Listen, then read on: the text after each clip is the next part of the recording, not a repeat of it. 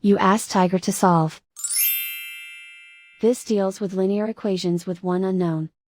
The final result is t equals 92. Let's solve it step by step. Simplify the expression. Expand the parentheses. Multiply the coefficients. Simplify the arithmetic. Expand the parentheses. Group like terms. Simplify the arithmetic. Expand the parentheses. Multiply the coefficients. Simplify the arithmetic.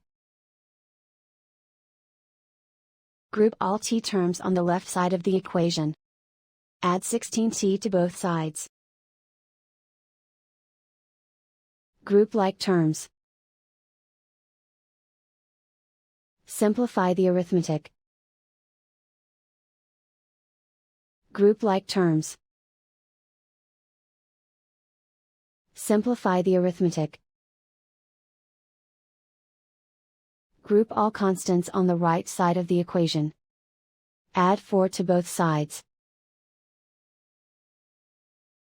Simplify the arithmetic.